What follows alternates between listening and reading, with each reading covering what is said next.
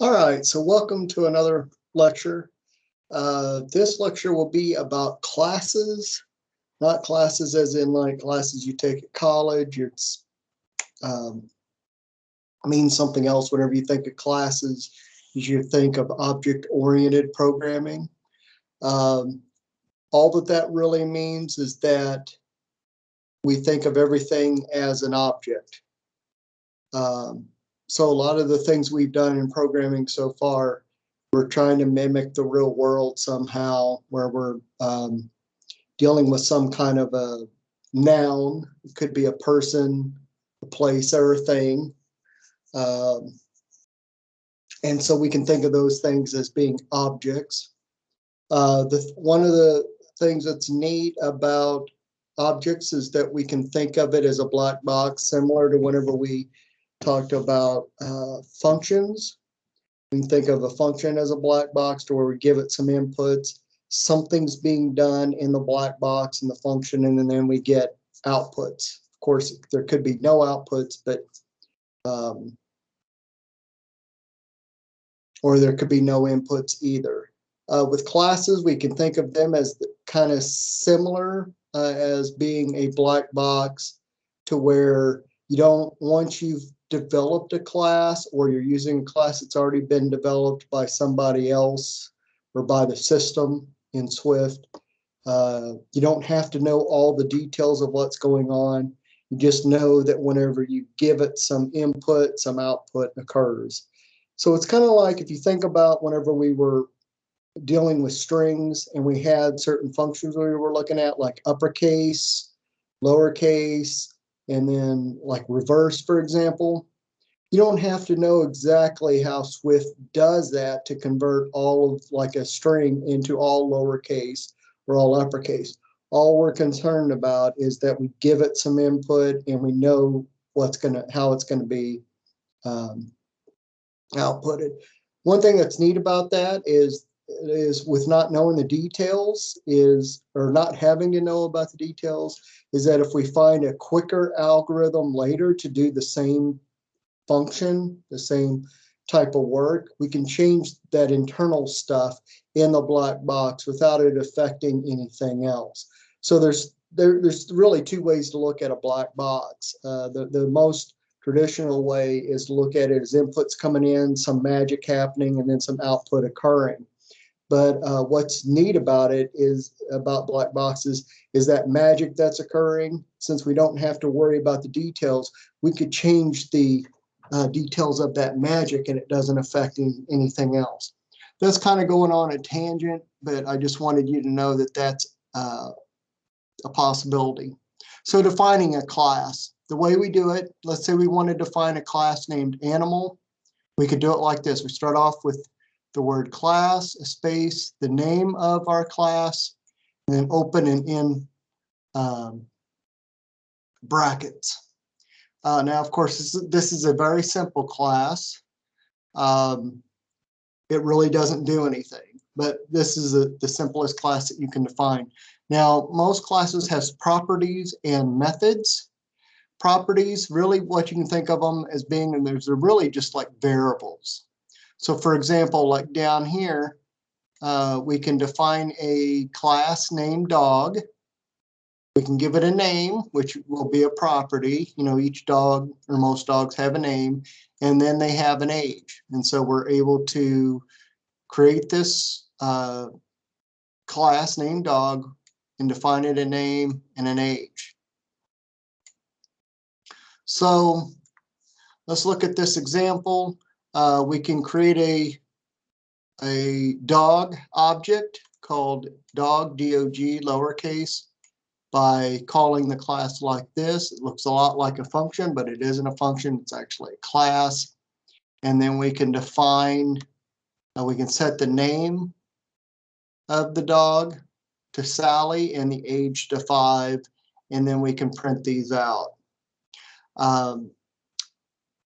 Because this could possibly be a longer video, I'm not going to show you this example right away, but what I expect you to do is to pause the video, copy and paste this into the Swift WASM compiler, and then also copy this in afterwards and show that it will actually print out Sally and the value of 5, and then also put in maybe some different values here for name and age and see what happens.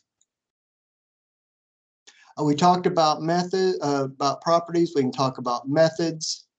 So for example, we can define a class here named Bark, and then we can write a function inside of it. We can name a class named Dog. I think I said Bark, Dog, and then have a function named Bark inside of it. And so for whenever we call the Bark function on the dog, it'll say Ruff. We can create another one called Cat, which is another function, and we can say Meow. We can define the function named Meow, and it'll print out Meow. So let's actually take this one and put it in Swift like so.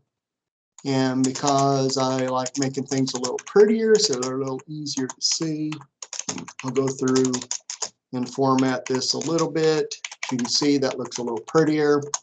And then I can say, let's say let D equal dog, let C equal cat. And then I can say D dot bark, which will call the bark function, and C dot meow will call the cat function meow. So the first thing we have to do with the class is that we create a variable that will be an instance of the class, which is what I do here, and then we can then call bark and meow. So if we run this, may have to click this twice because it's been a while since I've run this. Okay, all right. So what's going on here, and I'll try to fix this in the notes. I got those really weird double ticks again. So let me change those. I'll try to change those in the notes. I'll try to make a note of that so that way you guys don't have to worry about that. But that's a good little error to see every once in a while, at least to remind you of that, because it's really easy to make that mistake. So if we run this, yeah, it'll print out roof and then meow. Okay. Now, one of the things with classes is that we can have functions called initialization and de-initialization functions that helps us with assigning variables. Remember up here at the top, we did all this stuff up here, and this is fine. It's possible to do it that way, but there's a little bit of a shortcut that we can do here. And so let me copy and paste this.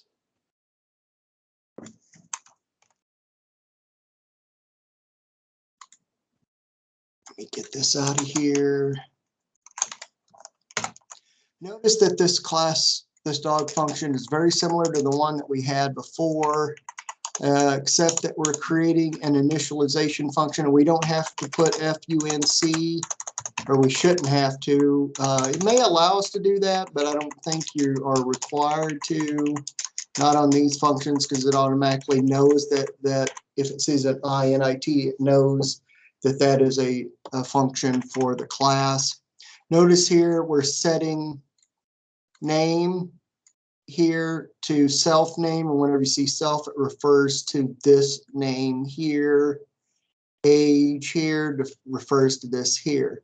So with that one example that we had a few minutes ago, we could say something like this: let D equal dog, and then actually it has to be uppercase D, and then here what it's doing is that it is going to call this init function. And so we say name Sally, name, yeah, Sally, and age, let's say 5.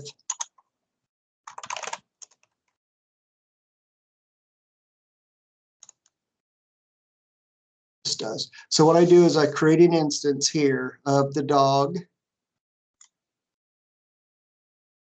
So there's silently, you can think of it as having an init function right here if you want, I guess. What this does then is whenever it sees this, it'll call this initialization function with name and age, put those in there for you automatically. So we do it all on one line. So it saves us a little bit of code. And then here to show you that name really does get updated, we will then print out the name here. And so what this then should do is print out Sally. So if we run this, as you see, it can print out Sally. And if we do the age, it'll print out 5. Yeah, so feel free to change these a little bit. So instead of doing, so that line of code there replaces this.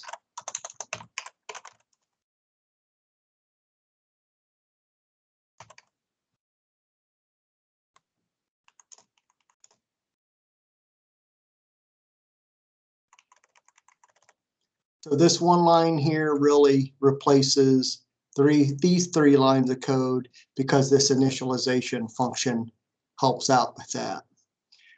With one initialization of this, it's not that big of a deal, but let's say we have more than one dog, which that's one thing that's great about objects and classes, is we can say let's say iDog equals dog. And I actually had a dog named Misty whenever I was a little kid, and it lived to the age of 16. It died of cancer at age 16, but it was a good dog. It was the first dog I had, and it was a good dog. I was a little bitty kid, probably 2 or 3 years old whenever we got it. There was probably some times we was a little more mean to it than what we should have been, but it was a really good-natured dog. It's a really good dog for little kids. And I'm not saying we beat it or anything, but you know how little kids can be about things. You know, hey, let's do this, let's do that. And the dog kind of went along with it and, you know, and stuff. And we never did anything to torture it or anything. I don't want to give that impression, but there was just little things that little kids would do that sometimes probably wasn't as nice to the dog as we could have been. So let me print out this here. Oh, not a D. We want my dog. This should print out Misty. You know, print out Sally 5 and then Misty here.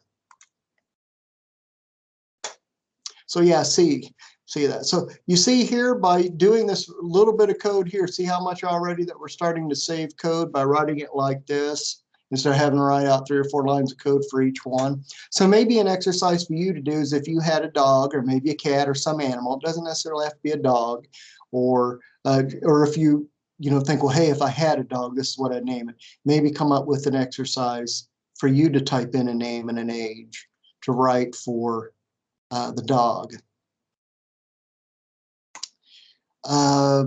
Deinitialization, quite often what that is used for is if you've got a lot of variables and you're doing a lot of funky stuff in there in your initialization, you'll have to write code in there to, whenever you delete an object, for it to undo stuff. For right now, I'm just going to have you guys know that it does exist. And so if you see this DINIT function, it just means that it's doing the opposite of what the initialization does. That's really all you got to know at this point. For example, here's a way to call that down here. You have class A, and then whenever you set object 1, which is a type, a class A object, whenever you set it equal to nil, it calls this function here. It calls the dinit function. Right now, that's all you really need to know about that. We may get more involved in that later on, but usually it's the initialization one is the one that we really work with the most. Of course, we do use this some, but like I said, right now with this introduction to objects, that's as far as that we're going. Whenever I was in college and even here at Wallace, we have a class that just deals with object-oriented programming. So don't think that after watching this lecture that I've given you everything about object-oriented programming. This is just like 1 hour introduction. Just the highlights is what we're referring to. Okay, moving on. Another great topic with objects and classes is something called inheritance. And this is one of the great strengths of classes, is that if you have a class, you can create another class from that and inherit certain things from that initial class. Like, for example, certain things that are in common, stuff like that. So let's say, for example, we're wanting to create some kind of a program for, let's say, the Department of Motor Vehicles. And there's many different types of vehicles. There's like bikes, motor bicycles. There's cars, four-wheel cars. There's trucks. There's 18-wheelers. There's tractors, farm vehicles, all that kind of stuff. And so if we're writing a program in Swift or any other programming language that's object-oriented programming, one of the things we may want to do is to create a base class called vehicle that just contains some of the basic stuff that all vehicles are going to have. And there could be more than what we see here. But what I got highlighted here is a vehicle class. And one of the things that every vehicle is going to have is number of wheels. I guess if you have like a tank that has tracks, are those wheels? Not really. So maybe for that, you would say number of wheels equals 0. But the vast majority of vehicles do have wheels, at least the ones that you see on the road. And so we're going to create this class called num of vehicles. We're going to have an initialization function that we set the number of wheels.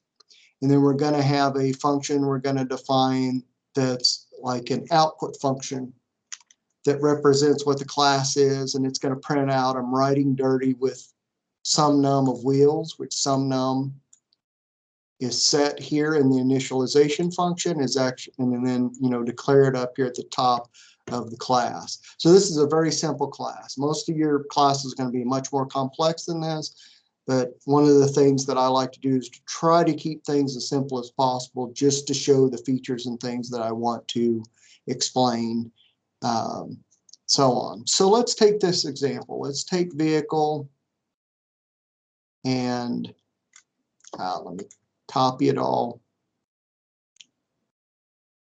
Okay, copy, and let me paste it in here. Let me make it look pretty. I like making it look pretty. It's a little easier to read. You should do the same thing. As you see here, and I'm going to put a space here just to be able to say, okay, this is where I'm declaring my variables. Here's my initialization function. Here's my other functions here. Notice something here. With the init, we could also have dt like this. There's actually one, whenever you create a class, actually there's a default init and default dinit initialization. It actually looks, the dinit looks exactly like this. And so you don't actually have to put that there, but it's okay to put it there if you'd like. If you don't put it there, it defaults to this anyways. And so you could just leave it out. Notice that with every other function, you have to put func to declare the function. With the initialization one and the deinitialization one, you don't have to do that. So I also need to change this so that way it has the right kind of tick marks. I think it needs that slash like that. So let me run this just to see if there's any errors. It's not going to print out anything because I'm not really doing anything with it. Okay, so it doesn't print out anything. That looks okay. So let's just create an instance, and let's say var, and I'm just going to call it V. You could name it anything you want. And wheels, let's say 1. And what are those, unicycles? Unicycle, let's just say that. I may not even be spelled right, but that's okay. I think a unicycle is a vehicle with 1 wheel. And let's just do a unicycle like that. And it should print out I'm writing dirty with 1 wheels. Yeah. Okay. So here we've created our base class. And we can actually call it, we can run it whatever we want. Well, remember that this portion of the lecture deals with inheritance. Let's say we want to define a 2-wheel vehicle. We'll call it a bike. So I'm just going to say bike class bike. And what I have to do is put a colon there, and I could say vehicle. And by doing that, it knows that I'm inheriting from bike. Let's actually look at the code here to make sure. I actually call it in the code here bicycle, but I'm just going to call it bike in my example that I have. And we're going to give it a name, okay? And so in this example, we're going to create another variable under here called name. And we're going to say that that is a string. And then I'm going to create my initialization function. And all I got to do is pass name. Is that what I'm doing? Yeah. I want to make sure I'm staying consistent with the nodes. And so what I'm going to do then is say self.name is equal to name. And this is a little weird here. So what I'm going to do is to show you that this name here, self name, is not the same as name. I'm just going to put name 1 here to let you know that this name is different than this name because they're not the same. And then one thing we need to do in the initialization function is we need to call the initialization function of vehicle. And the way we do that is by writing it like this. If we say super.init, it means to call the function, the init function of our superclass, which is what we're inheriting from. So, which is vehicle. So what we write here then is super init, and then it has, if we look up here, it wants the number of wheels. And since we know that a bike has 2 wheels, we just go ahead and we can hard code that value of 2 here. Okay.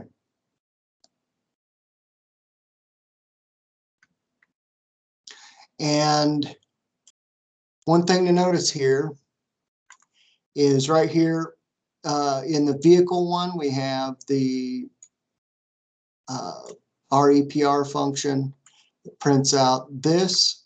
We're going to override that by writing a function like this.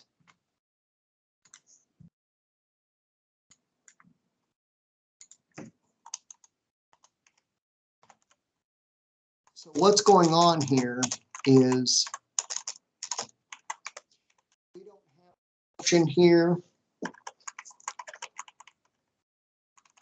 What happens is the default is to call the function of the inherited class, which would be this.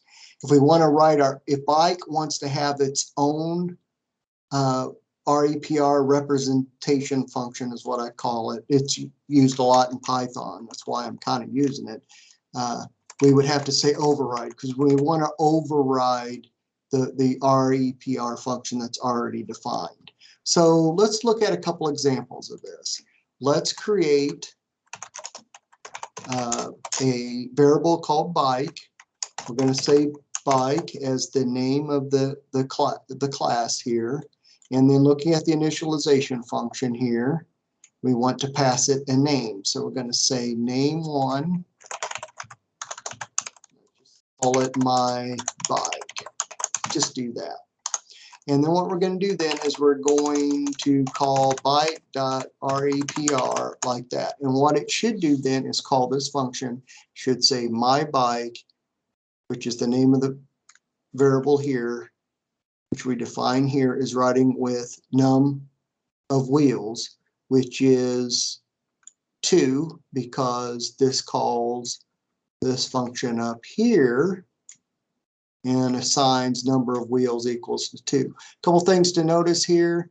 Note that vehicle here defines number of wheels.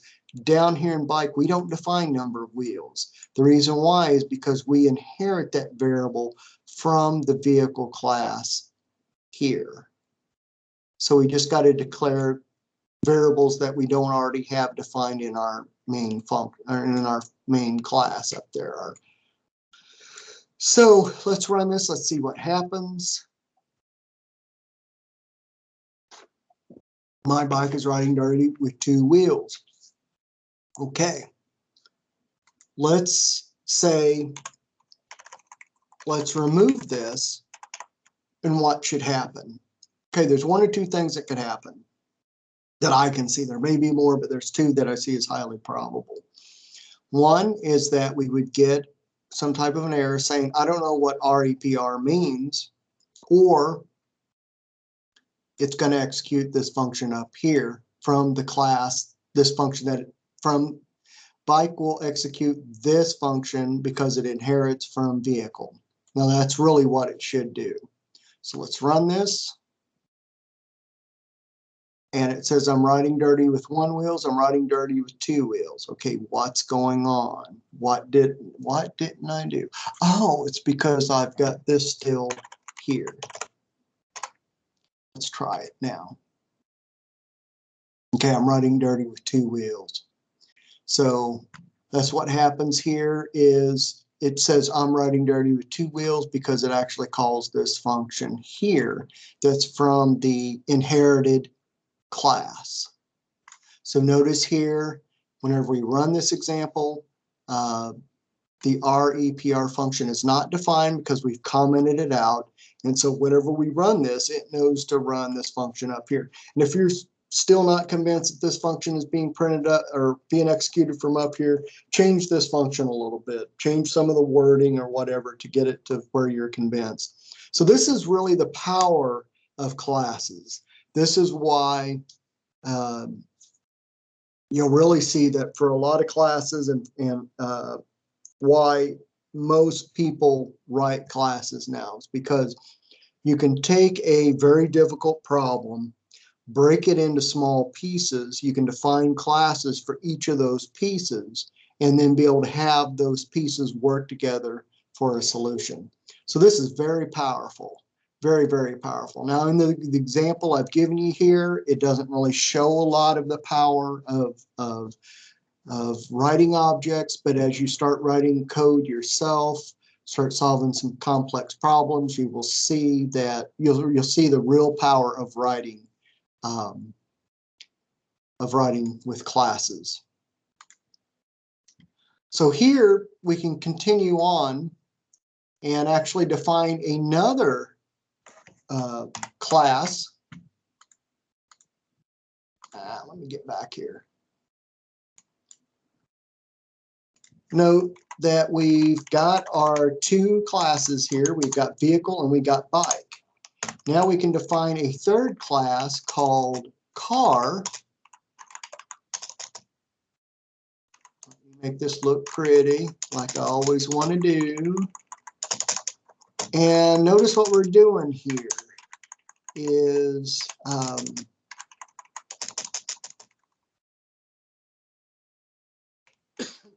have name like before, and of course what we could have done was take name and put that up into the vehicle up here and put var name string, saying that it's a string.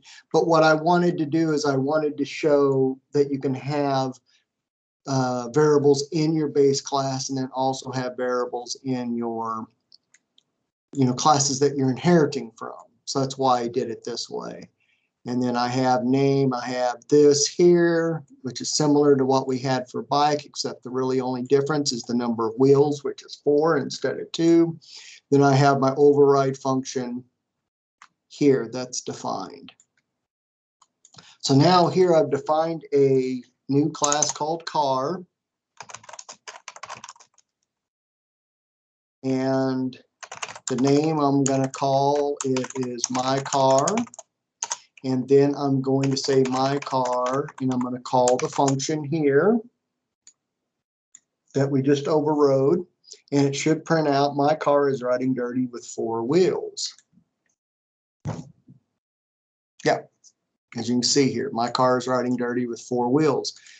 And what this has done is, since we've put override in the front here, it knows to override the function, that the REPR function that was defined in vehicle. So if we take this out, we let's say we forget to put override there, we should get an error. Yep, it says overriding declaration requires an override keyword. So that's why we have to put that there. So if we add override to the front, it'll work. So it'll complain. If you define a function that you've already defined in a base class, it will complain and say you need to write override. Of course, if you don't define the function, it defaults to whatever was in the base class, which is here. So now if I run this, it'll say I'm riding dirty with 4 wheels. Instead of saying my car, it'll just say I'm riding. So there you go. And of course, here's several examples here of making a car instance and then a bike instance, and then running these and outputting the values. And so this is another good example. If you have all those in there, go ahead and run this to see that it does output the right values. We've already, the soup init function will call the parents init function. So that's why you want to use that super.init. It knows to use the parent, that base class, to call its init to update the values that it needs to do. If you have trouble understanding what's going on in here, maybe in some of these init functions, maybe put some print statements to be able to say print I'm in this class or whatever, to give you an idea of the flow of how it's working. So like, for example, with what I just said, let's say up here in the vehicle, you could say now in the bike function. And I do a lot of this whenever I write code, because if I'm not following what's going on or I don't understand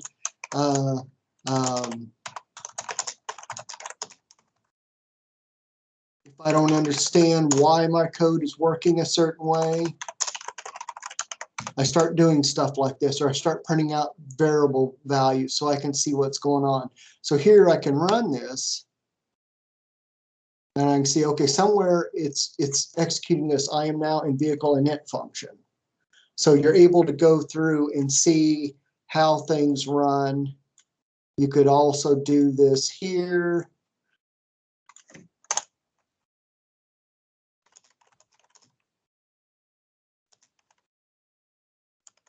So you can see what order these are being called in. So first, it goes in here whenever we call car. It goes in here, it starts executing this code, it prints out the print statement, it sets name equal to name, and then it goes into the vehicle init function where it has wheels equal to 4. Notice that's what our print statements are showing here. First goes in the car, then it goes into the vehicle init function. And so you can do this through this. You can figure out what order in the flow of the program by looking at how this works. And I do a lot of this whenever I'm debugging code. It just helps me. There's other things you can do. There's breakpoints and stuff in some programming environments that allows you to do stuff. And I do a little bit of that too, but sometimes I like just being able to see that stuff printed on the screen because it gives me a visual idea of what's really going on. But that's just me. You'll find ways that you like doing things. Let's see. Here we go.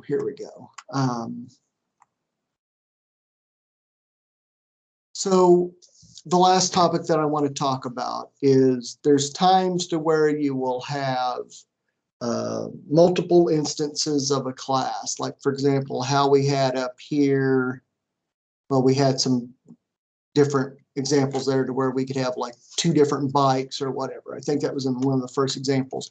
But sometimes we want to check to see how 2 objects of the same type of class, how they relate to one another. For example, are they equal? Are they the same? Is one greater than the other? And we can define all of that in classes. There's times to where we want to do that. Not all the time, but there are times to where we want to do that. We want to see how things relate to one another. So let's say you have a dog class. You have 2 dogs here, one called Fido and the other one called Rover, and we're going to print out the first dog's name. Let's make sure we got everything working right here. Okay. So we got the age. Remember that we can define the classes so that they're like this.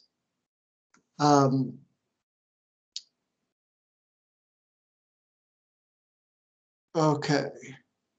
All right. This is actually something different. Let me jump down here a little bit because this is what I was really referring to.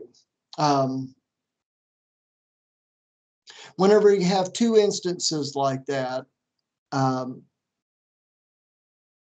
there's times to where we want to compare the 2. And so we can write a class like this. Let's do that. And I might come back to this in a little bit. I may not. We'll just see how long the video is. We have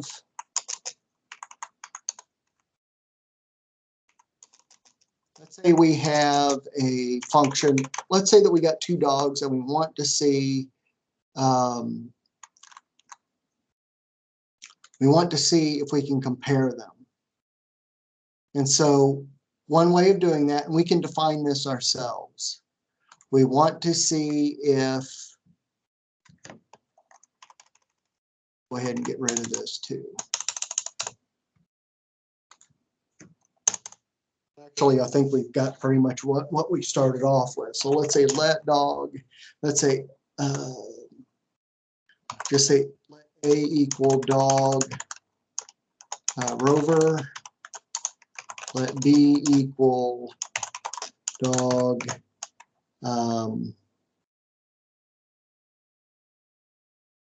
Spot. That's what I use in the example. Let's say that there's times to where you want to compare these 2. Are they equal? We want to somehow, is A equal to B, which the way we would write that would be like this. Let's just try that. Let's see what happens if we try to print A equals to B. That will produce an error. Okay, this is a mistake I made. Need to put name in here. Okay. What it's saying is that it doesn't know, it's not defined.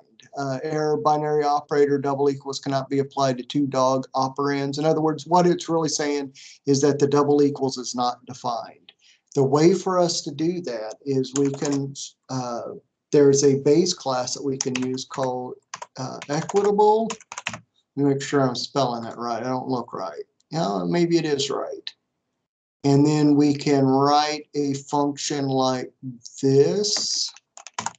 What's funny is we actually write this, we don't write this inside the class, we write it outside of the class like this. We say function double equals, and we have a variable here, a, and variable, two different variables. The LHS means left-hand side.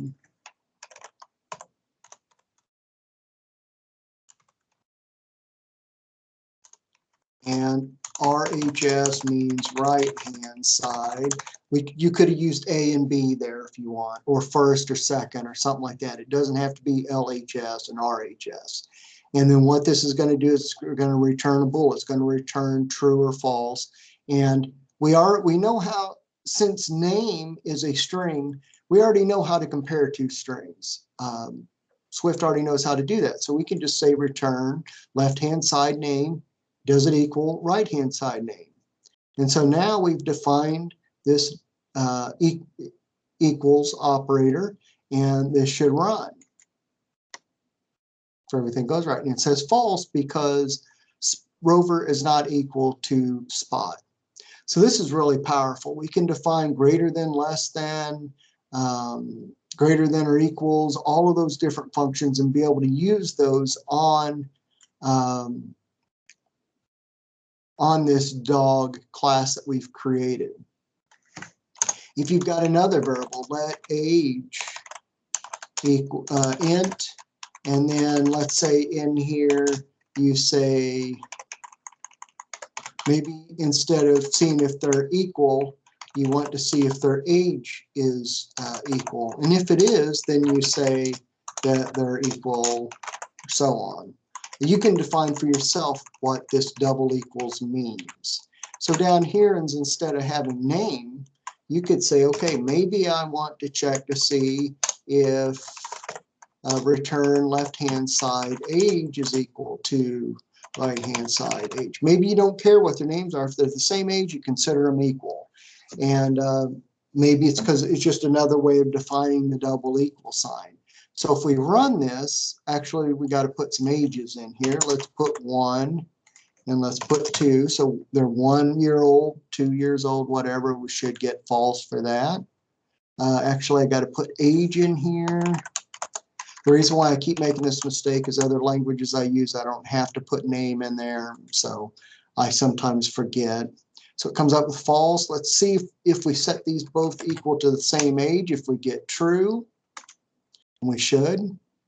So in this case, we've defined the double equals for our class named dog and say that they're equal if the age is equal to the same.